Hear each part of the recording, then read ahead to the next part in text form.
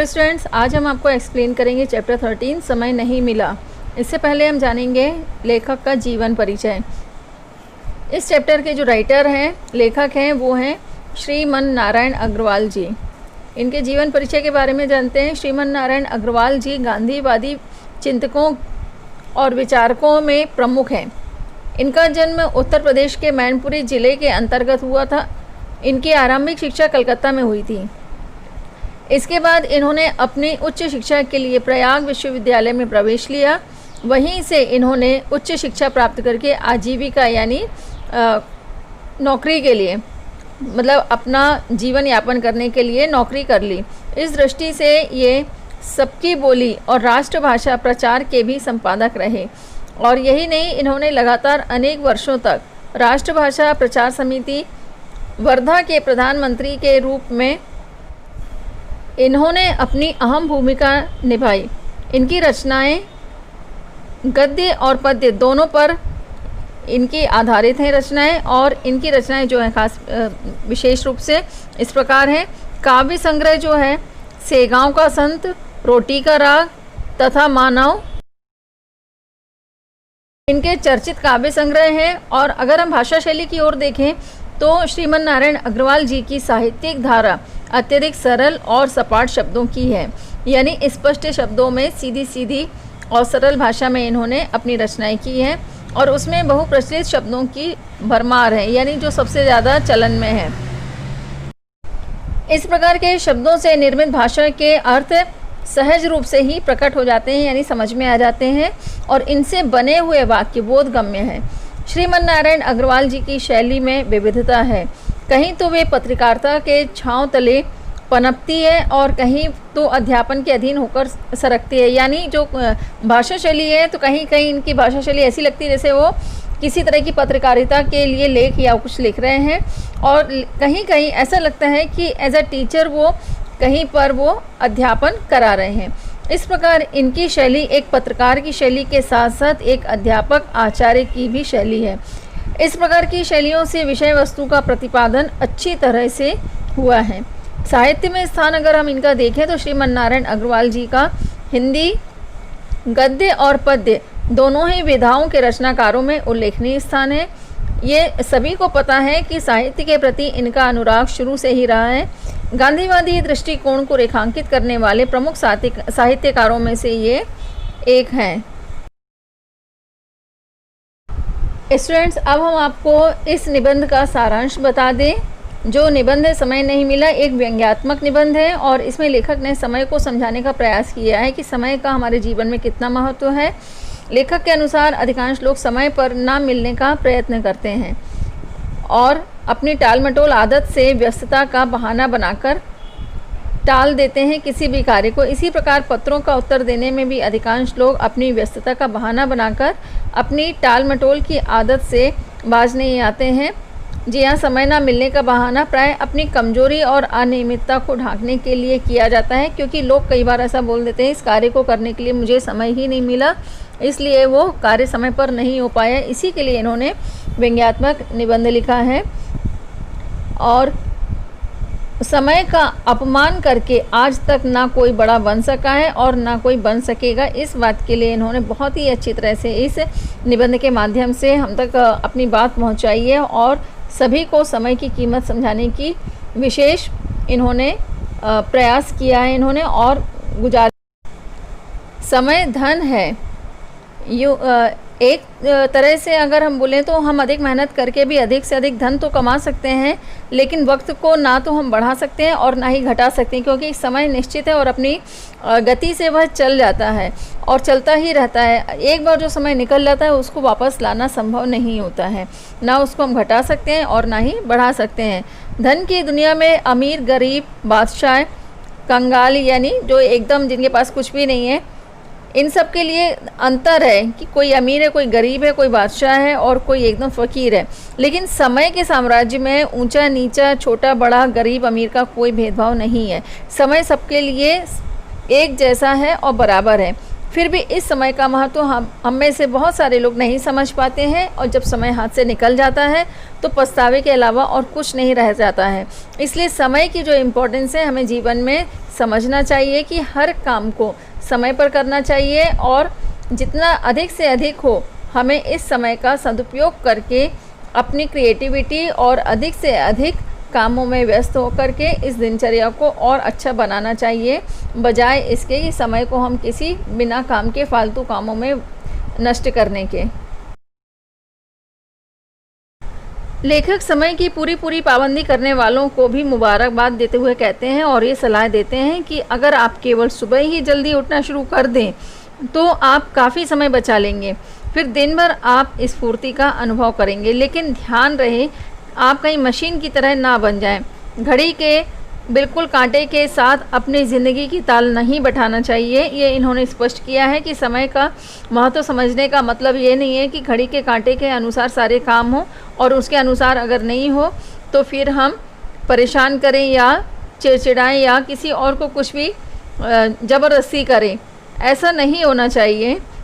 इसी के लिए इन्होंने कहा है कि मशीन की तरह नहीं बनना चाहिए और घड़ी के कांटे के साथ अपनी ज़िंदगी की ताल नहीं बैठाना चाहिए। अगर हम अपने कार्यक्रम में ज़रा भी लचक नहीं रखते हैं तो उसमें भिन्नता की गुंजाइश ना रही तो भी हम अपना और अपने घर वालों का जीवन सुखी नहीं बना पाएंगे।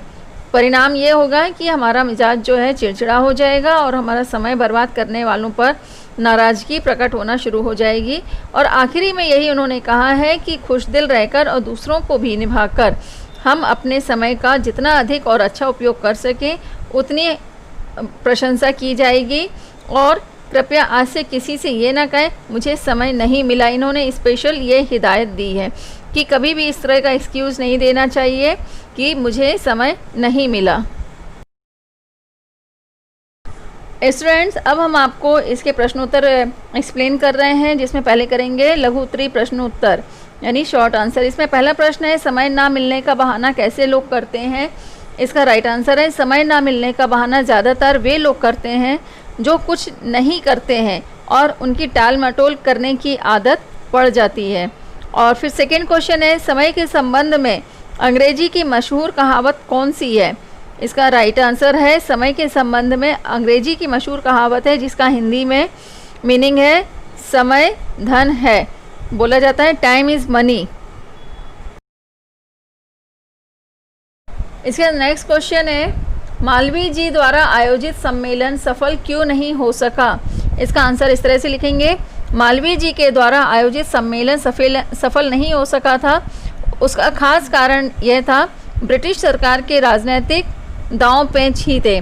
परंतु एक बात की ओर भी हमारा ध्यान गए बिना नहीं रहा। सम्मेलन में शरीक होने के लिए यानी सम्मिलित होने के लिए नेता निश्चित समय पर ही आया करते थे, परंतु मालवीय जी की अनुपस्थिति के कारण वे थोड़ी देर राह देखकर यहाँ वहाँ हो जाते थे। उन्हें खबर मिलती कि अभी मालवीय जी के आने में 2 घंटे की देर है। समय की इस गैर पाबंदी के कारण ही इन्होंने कई नेताओं को हताश व परेशान होते देखा। कई लोग तो निराश होकर बीच में ही सम्मेलन का कार्य छोड़कर चले गए थे, इसलिए यह सम्मेलन सफल नहीं हो सका था। फिर नेक्स्ट क्वेश्चन है लेखक ने किन लोगों को मुबारकबाद देना चाहा है। इसका राइट आंसर है लेखक ने उन लोगों को मुबारकबाद देना चाहा है जो अपने समय का पूरा फ़ायदा उठाते हैं और 1 मिनट भी बर्बाद नहीं करते हैं। इसके बाद नेक्स्ट क्वेश्चन है सुबह जल्दी उठने से क्या लाभ होता है। इसका आंसर है सुबह जल्दी उठने से अनेक लाभ होते हैं। इससे समय की काफ़ी बचत होती है, दिन भर स्फूर्ति का अनुभव होता रहता है। फिर नेक्स्ट क्वेश्चन है लेखक ने बड़ा व्यक्ति किसे कहा है। इसका आंसर है लेखक ने बहुत व्यस्त रहने वाले व्यक्ति को बड़ा व्यक्ति कहा है।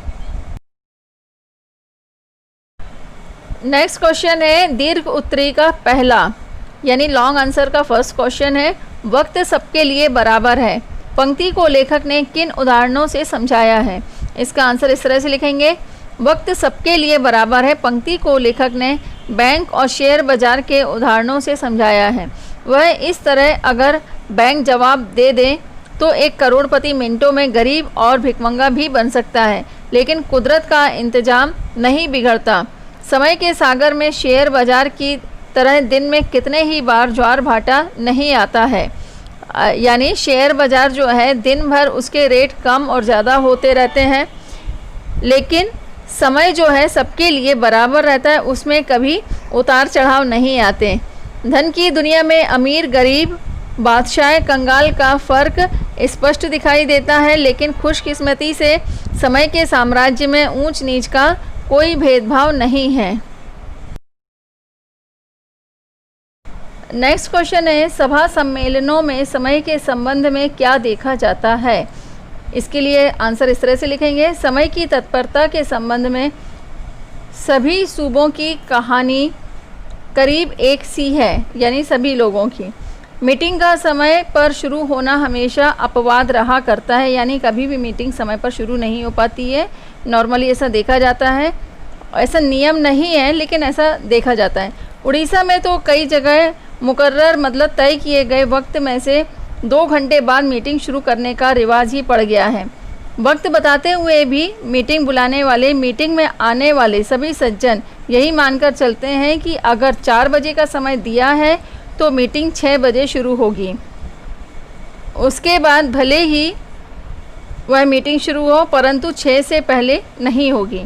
नेक्स्ट क्वेश्चन है, किसी भी बैठक का समय पर आरंभ हो जाना अपवाद क्यों रहा है। इसका आंसर इस तरह से लिखेंगे, किसी भी बैठक का समय पर आरंभ हो जाना अपवाद ही रहा है।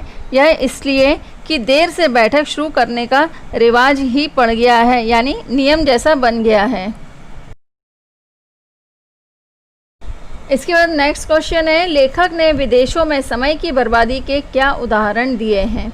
इसका आंसर इस तरह से लिखेंगे, इंग्लैंड व यूरोप के दूसरे देशों में भी समय की बर्बादी दिल खोलकर की जाती है, यानी वहाँ पर भी समय बहुत अधिक नष्ट किया जाता है। वहाँ की सभाएं वक्त पर होती हैं और लोग समय के पाबंद भी हैं, लेकिन अगर सिनेमा व थिएटर के टिकट लेने के लिए लंबी लंबी कतारों का दृश्य आप देखें तो हैरान होंगे कि जो लोग इतने व्यस्त दिखते हैं और सड़कों पर भी दौड़ दौड़ कर चलते हैं, वे इन कतारों में 2-2, 3-3 घंटे लगातार किस तरह खड़े रहते हैं और केवल यही राह देखते रहते हैं कि कब टिकट घर की खिड़की खुले। और इन कतारों में जवान बूढ़े स्त्री पुरुष सभी रहते हैं। कभी कभी 3 घंटे खड़े रहने के बाद भी थिएटर में जगह ना रहने के कारण कुछ लोगों को वापस जाना पड़ता है।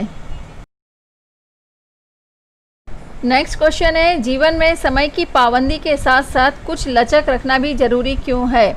इसका आंसर है, जीवन में समय की पाबंदी के साथ साथ कुछ लचक रखना भी इसलिए ज़रूरी है कि इसके बिना कोई भी व्यक्ति अपना और अपने घर वालों का जीवन सुखी नहीं बना सकेगा। इससे वह चिड़चिड़ा और नाराज रहने लगेगा। फिर नेक्स्ट क्वेश्चन है, संधि विच्छेद करके संधि का नाम लिखिए। इसमें पहला है सज्जन। सज्जन को इस तरह से लिखेंगे, सत्य प्लस जन, और ये है व्यंजन संधि। सेकंड है सदुपयोग, इसको लिखेंगे सद प्लस उपयोग, ये है स्वर संधि। फिर सम्मेलन, तो सम प्लस मेलन, व्यंजन संधि आएगा इसमें। विद्यार्थी है तो विद्या प्लस अर्थी, इसमें स्वर संधि आएगा। मनोविकार, इसे मन है प्लस विकार, यानी ये विसर्ग संधि आएगा। नेक्स्ट क्वेश्चन है, समास विग्रह कर उसके प्रकार लिखिए। पहला है यथा समय, इसका समास विग्रह करके लिखेंगे तो समय के अनुसार, ये अवयवी भाव समास होगा। फिर नेक्स्ट है अस्त व्यस्त, वह जो व्यस्त नहीं है, तो ये बहुब्रीहि समास हो जाएगा। फिर नेक्स्ट है ऊंच नीच, ऊंचा और नीचा, यानी ऊंच और नीच, ये द्वंद्व समास होगा। अर्थव्यवस्था, यानी अर्थ की व्यवस्था, ये होगा तत्पुरुष समास। फिर उसके बाद है पंचतंत्र, 5 तंत्रों का समाहार, ये द्विगु समास हो जाएगा। गजानन, गज है आनंद जिसका, यानी गणेश अर्थात गणेश, और ये बहुब्रीहि समास होगा। नेक्स्ट क्वेश्चन है, इसमें ख्याल, सिनेमा जैसे अनेक आगत शब्द इस पाठ में आए हैं, ऐसे अन्य आगत शब्दों को छांट कर लिखिए। तो इसके लिए हम आपको कुछ शब्द छांट करके इसमें बता रहे हैं, और आप जब चैप्टर रीड करेंगे अच्छी तरह से तो इसमें और भी आगत शब्दों को आप छांट करके उनकी सूची बना सकते हैं। हम कुछ इसमें से हमने आपको जो बता रहे हैं वो है अक्सर, काफ़ी, बेशुमार, फैशन, डाकघर, बहाना, मशहूर, मुकाबला, लालसा आदि। फिर नेक्स्ट क्वेश्चन है, निम्नलिखित शब्दों के पर्यायवाची शब्द लिखिए। पहला है देश, इसका पर्यायवाची वतन और राष्ट्र। हम इसमें से आपको 2 ही बता रहे हैं, आप और भी अपने मन से लिख सकते हैं आपको अगर पता है तो। सेकेंड है आदमी, इसका मनुष्य, मानव। फिर है सुबह, जिसका सवेरा और प्रातः। फिर नेक्स्ट है लालसा, इसका लिखेंगे अभिलाषा, इच्छा। फिर नेक्स्ट है राह, इसका लिखेंगे मार्ग, रास्ता। नेक्स्ट क्वेश्चन है वाक्यों में प्रयोग कीजिए। इसके लिए फर्स्ट जो दिया है मुहावरा टाल मटोल, इसके लिए इस तरह से वाक्य बना सकते हैं, आलसी मनुष्य टाल मटोल करते रहते हैं। हम आपको इसमें से कुछ वाक्य बना करके दिखा रहे हैं, लेकिन आपको अगर और अच्छे से पता है तो आप अपने मन से भी लिख सकते हैं। फिर नेक्स्ट है तितर बितर होना, यानी घबराहट में सारा सामान तितर बितर हो गया। फिर नेक्स्ट है राह देखना, इसके लिए लिखेंगे वह देर तक अपने साथी की राह देखता रहा। फिर नेक्स्ट है मशीन बन जाना, आज के विज्ञान के युग में मनुष्य का मशीन बन जाना कोई आश्चर्य नहीं है। नेक्स्ट क्वेश्चन है निम्नलिखित वाक्य को निर्देशानुसार परिवर्तित कीजिए। फर्स्ट है गोपाल कल आएगा, इसके लिए निषेधवाचक, प्रश्नवाचक, विस्मयादिवाचक, संदेहवाचक। तो इसके लिए पहले लिखेंगे निषेधवाचक, तो इसमें लिखेंगे गोपाल कल नहीं आएगा।